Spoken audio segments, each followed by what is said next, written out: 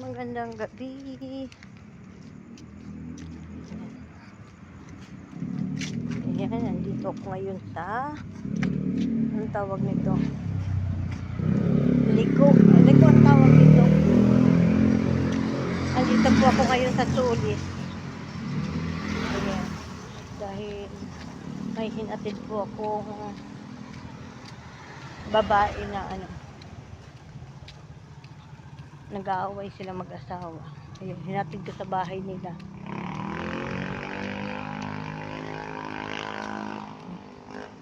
Ayan. Hinatid ko kasi nakita ko siya kanina. Sinasaktan siya ng asawa niya. Hinihila yung bag. Ang sabi ay kinukuha daw yung pera niya at cellphone. Ay nakita ko naman doon banda sa amin na na sinambunutan siya. Tapos nakita ko sinampal. Ayan, kawawa naman yung babae. Siyempre babae rin din ako. Ayan. Inawat ko sila.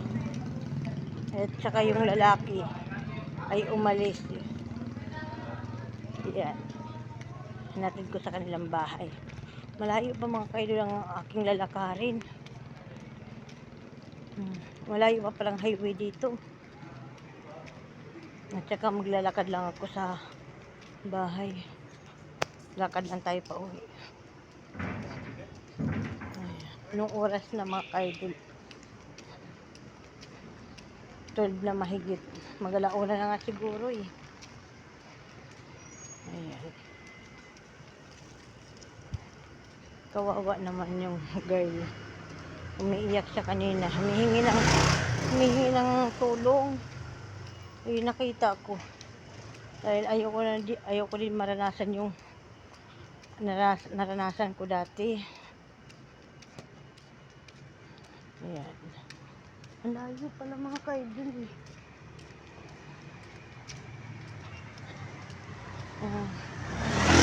Nandito yung lakad lang din ako pa uwi kasi wala akong dalang pera. May barya ko kanina binigay ko sa anak ko. Ayan. Nandito tayo ngayon. May dala naman din ako mga kaidol ng panangga. Nasa tagiliran ko.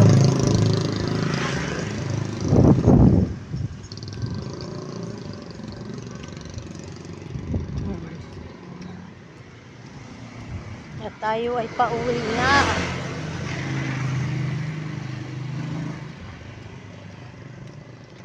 Kanina mga kaidol galing ako sa Divisoria.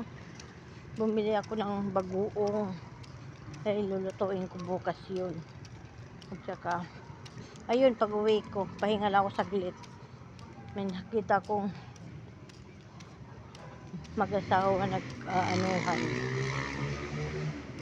Paglapit ko, kawawa yung babae.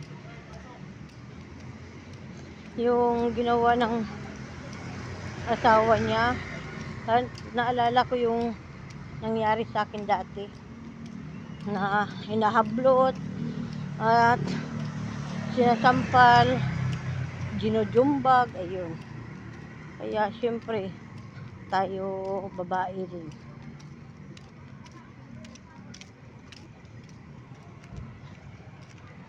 Inawat ko sila. Pag sinuntok ulit ng lalaki ay jujumbagin ko din siya.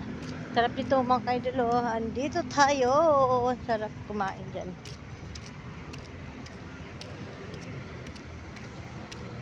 Hanggang tingin na lang tayo mga kaidol.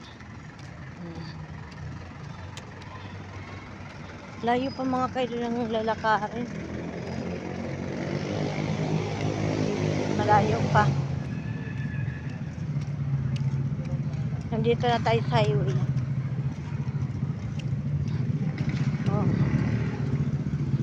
Ayan ang highway. Ayan.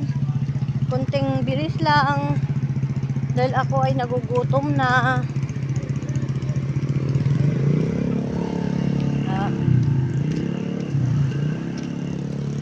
kasiyahan.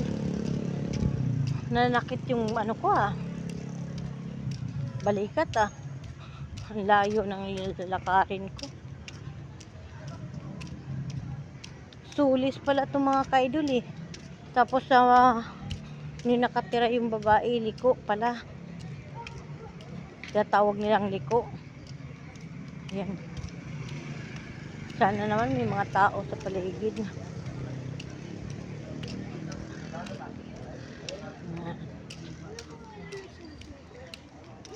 Hanggang dito na lang po ang ating video. Salamat. Salamat sa inyong mga suporta. Bye-bye.